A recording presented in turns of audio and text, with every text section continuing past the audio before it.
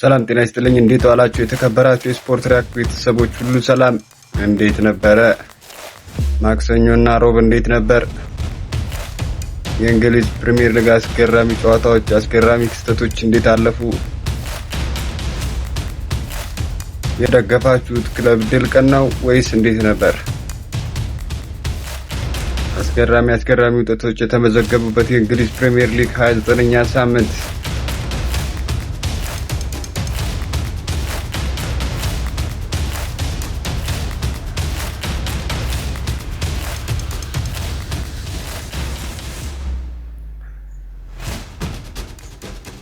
አራተኛው ከስድስተኛው የተገናኙበት ቼልሲ ከአስቶን ቪላ የተገናኙበት ጨዋታ በጣም ደስ የሚል በጎል የታጀበ 5 ጎል የተቆጠረበት ጆ ፔድሮ ሃትሪክ የሰራበት ቪላ ቀዳሚ ሆኖ የጀመረበት ጨዋታ የቻምፒየንስ ሊግ ቦታ ለመያዝ የተደረገ አስገራሚ ፉክክር ነበር።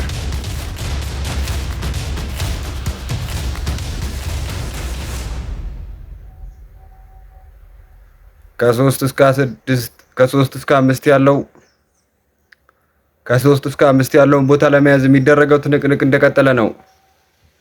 ሊቨርፑል ማክሰኞ ዕለት መሸነፉን ተከትሎ አደጋ ውስጥ የገባ ቢመስልም አስቶን ቪላ በመሸነፉ ድል እንዳለው ቻንስ እንዳለው ይታመናል።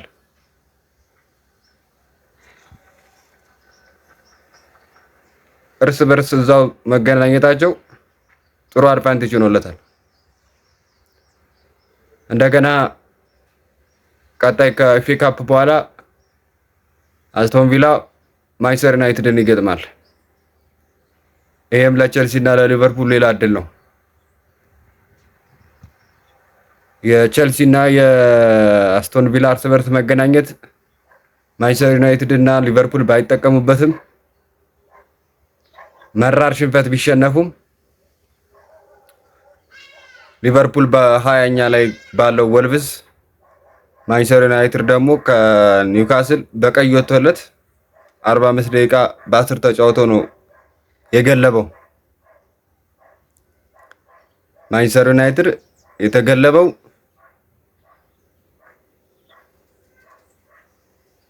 እኛንም አንገት ደፍቶ ያለው በቀይ ወጥቶለት በጎዶሎ ተጫውቶ ነው ኒውካስል።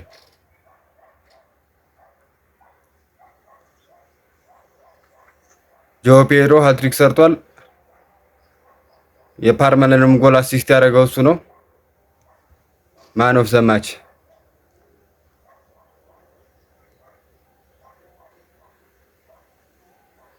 ማንቸስተር ዩናይትድ በኒውካስል 2-1 ሲሸነፍ እረፍት ሊወጡ ስል ያየነው ድራማ የሚገርም ነበረ ለእግር ኳስ ተመልካች።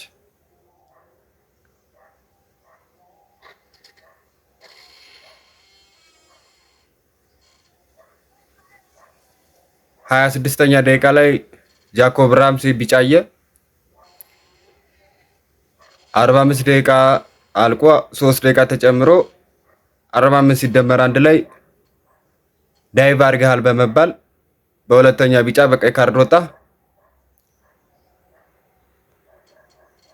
43ኛ ደቂቃ ላይ ፔናልቲ ብሩኖ ፈርናንዴዝ በአጠፋው ጥፋት ለአንቶኒ ጎርደን ፔናልቲ ተሰጠ። አንቶኒ ጎርደን ላመንስን አስተኝቶ ነው ያገባው። ወደ ቀኝ አስተኝቶ ወደ ግራ ነው ያገባበት።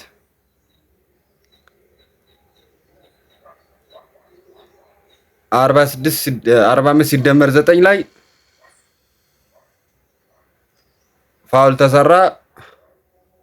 ስህተት የሰራው ብሩኖ ፈርናንዴዝ እዛ ጋር ቀደም ፔናልቲ እንዲሰጥ ያደረገው ወስዶ ነው ለካስሜሮ ቁጭ ያደረገለት ጭንቅላቱ ላይ። ካስሜሮ ደግሞ ያው እንደምታውቁት ነው ቴስታ አንጥሮ ነው የወዘወዘው።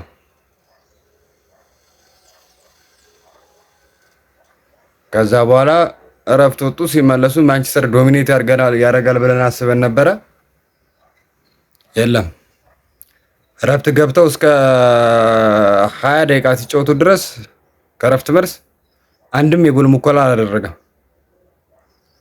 ብሩኖ ፈርናንዴዝ ብቻውን ነበረ መሀል ሜዳ ላይ ሲንከራተት የነበረው ከጎል እስከ ጎል።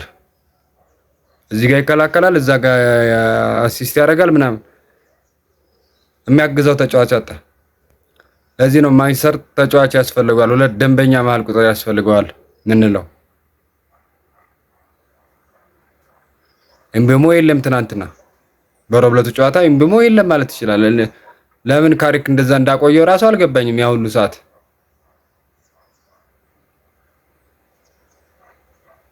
በጣም በጣም በጣም በጣም በቃ የወረደ ፐርፎርማንስ ነው ያሳየው ኤምቤሞ። ለዚህ ሽንፈት ተጠያቂ ባደረገው ራሱ ደስ ይለኛል።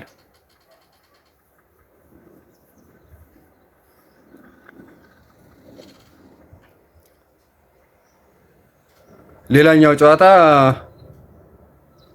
ማንቸስተር ሲቲ ከኖቲንግሃም ፎረስት፣ አርሰናል ከብራይተን ሁለቱ የዋንጫ ለሚጠበቁ ቡድኖች ያደረጉት ጨዋታ በጣም የሚጠበቅ ነበረ። ከጨዋታው በፊት አርሰናል ሊከብደው ይችላል፣ ሲቲ በቀላሉ ያሸንፋል ተብሎ የተጠበቀ ጨዋታ ነው። ሜዳ ላይ ሲገባ ግን የሆነው ተቃራኒ ነው።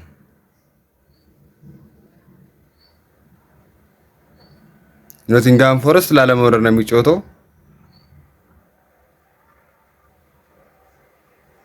ተጫዋቾች አሉት ጥርጥርት ያሉ ተጫዋቾች፣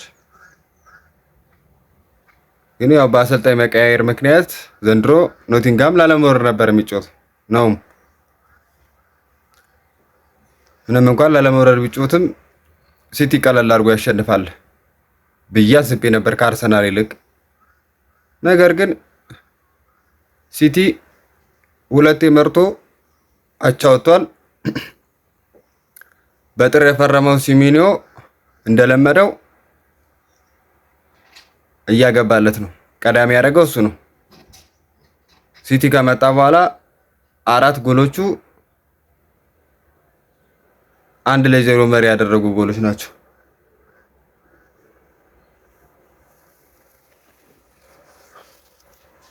ኧረ በእናትሽ ልቅረጽበት።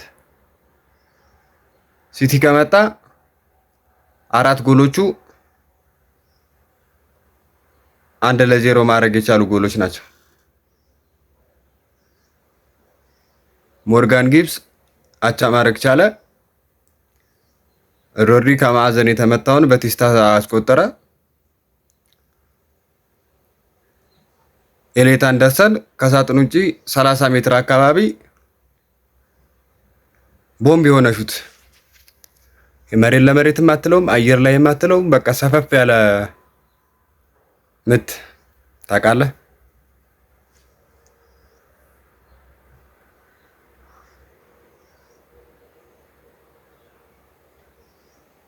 ዞሮ ዞሮ አርሰናል ብራይተንን በቡካዮ ሳካ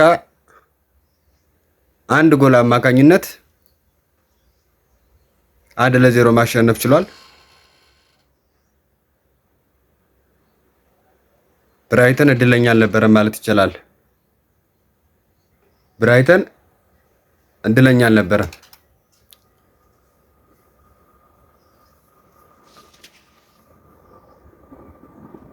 የሆነ ነጥብ ይገባቸው ነበር። ግን ያው የዋንጫ ቡድን ስትሆን ብዙ ጊዜ ብዙ ጎል አታስቆጥርም። ሴት ፒስ የሚሆን ፔናልቲ የሚሆን ኦፕን ፕሌይ የሚሆን 1 ጎል ታስቆጥራለህ። ያቺን ጎል አስጠብቀህ ትወጣለህ። አርሰናል ከኋላ 5ቱ አሪፍ ከሆኑለት በቃ ጎሏ እንዴትም ትገባለች።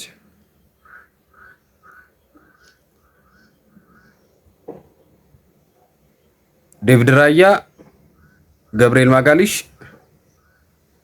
ኢንካፔ፣ ቲምበር አሪፍ ከሆኑለት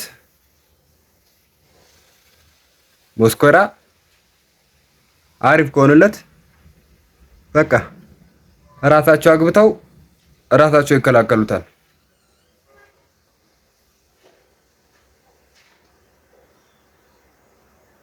አሪፍ ነው ለአርሰናል አሁን አሪፍ ነው። የውድድር ዓመቱ ቆንጆ ሆኗል።